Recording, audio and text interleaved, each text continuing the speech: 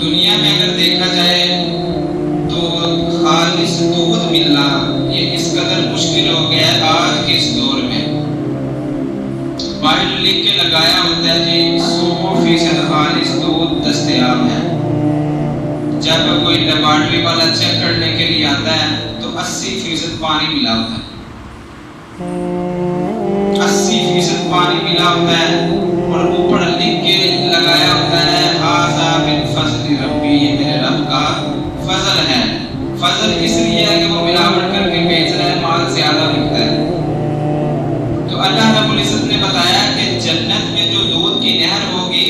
وہ بالکل خالص نہر ہوگی، اس کا رنگ اس کا ذائقہ بالکل تبدیل نہیں ہوگا۔ تیسرا اللہ رب العزت نے ذکر کیا کہ جنت میں شراب کی نہر ہوگی، یعنی جو بندہ وہ شراب پیے گا اس کو خود لذت محسوس ہوگی۔ اگر اسی طرح دنیا میں شراب پیتے ہیں جو لوگ پیتے ہیں ہے تو حرام، مگر مسلمان بھی پیتے ہیں۔ دنیا کی شراب کا جنت کی شراب کے ساتھ تقابل ہونے جا رہا ہے کہ جنت کی شراب اللہ رب العزت کہتے ہیں کہ جو انسان پیے گا اس کے پینے والے کو خود لذت محسوس ہوگی، کہ وہ خود چاہے گا کہ میں شراب اور پیوں، کہ اس قدر اس میں لذت اور مٹھاس ہوگی۔ دنیا کی جو شراب ہے یہ مختلف قسم کے کیمیکل اور پتہ نہیں گندی گندی چیزوں سے بنی ہوتی ہے، لوگ بڑے شوق سے پیتے ہیں، اور شراب دنیا کی شراب کی وجہ سے مختلف مسائل، بیماریاں، جگر، پیتا، ہر چیز خراب، اور عقل کے اوپر بھی پردہ آ جاتا ہے یہ دنیا کی شراب پینے سے۔ اب دیکھیں اللہ رب العزت کہہ رہے ہیں، خود یہ کہہ رہے ہیں کہ جنت میں شراب پیو۔ اللہ رب العزت خود حکم دے رہے ہیں کہ تم اگر دنیا میں شراب پینے کو چھوڑ دو گے تو میں تمہیں جنت کی ایسی شراب پلاؤں گا جس کا ذائقہ بھی کمال کا ہوگا اور مٹھاس بھی کمال کی ہوگی۔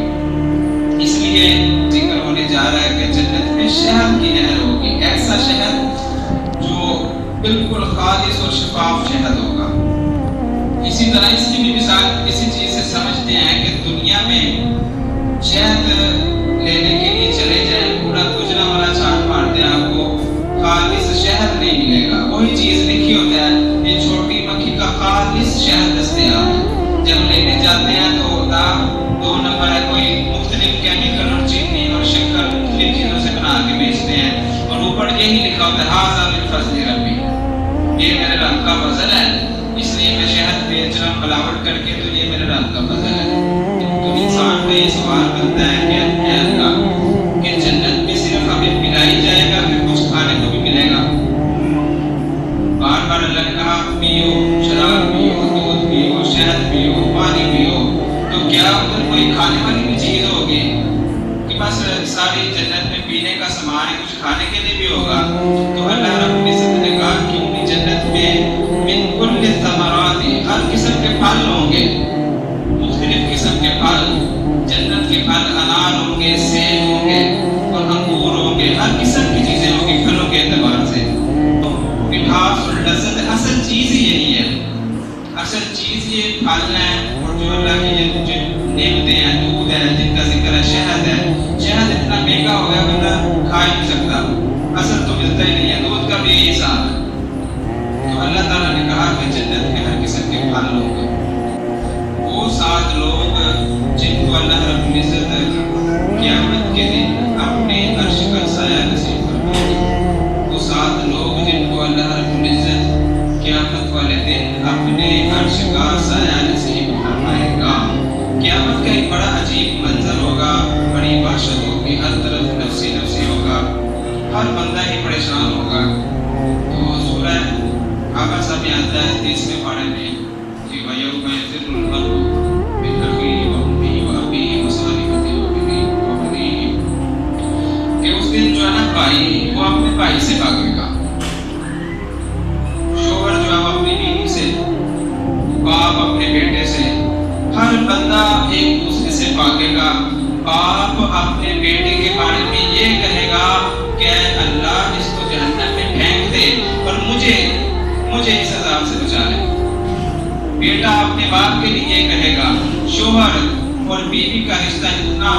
خاص رشتہ، قیامت والے دن وہ ایک دوسرے کو بھول جائیں گے اور کہیں گے اے اللہ تو میری بیوی کو جہنم میں پھینک دے، مجھے اس قیامت کی سختی سے بچا لے۔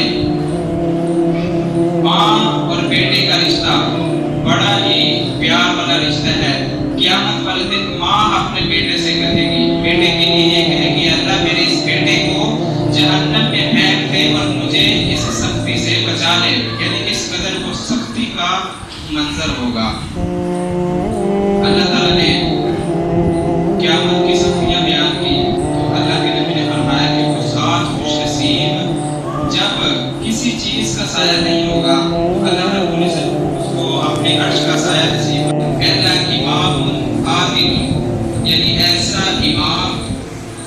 جو عدل کرنے والا ہے، انصاف کرنے والا ہے۔ آج تو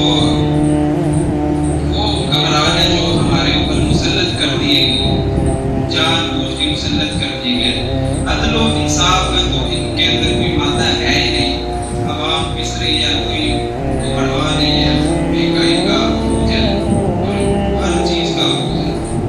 تو سب سے پہلا وہ چیز، وہ بندہ جس کے بارے میں اللہ کے نبی نے فرمایا کہ وہ عرش کے سائے کے نیچے اللہ پاک اس کو جگہ دیں گے۔ دوسرا اللہ کے نبی نے فرمایا وہ نوجوان جس نے اللہ کی عبادت میں اپنی جوانی گزار دی، یعنی وہ نوجوان جس نے اللہ کی عبادت میں اپنی جوانی کو لگا دیا۔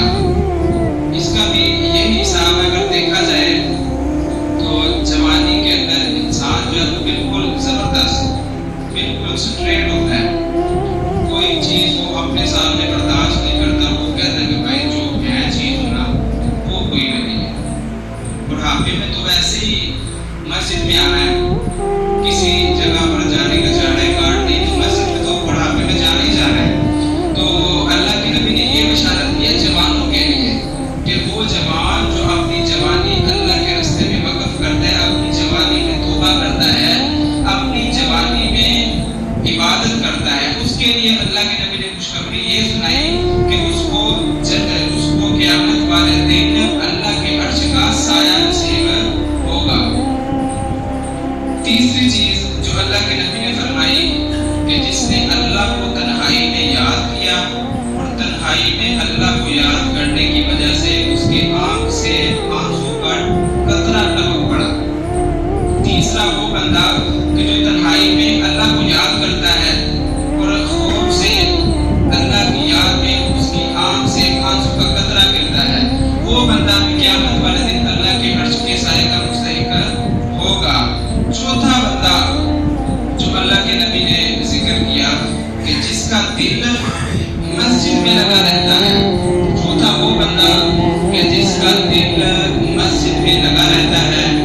یعنی ایک نماز کے بعد اس کے ذہن میں یہی چلتا ہے کہ دوسری نماز کا وقت کب داخل ہو کر مسجد میں جاؤں۔ آج تو نوجوان بھاگتے ہیں مسجد سے، مسجد کا نام لیا جائے تو وہ کہتے ہیں اچھا جی بڑھیا نمازاں بڑھیا نے سی، تو نماز کا یا مسجد کا ذکر ہو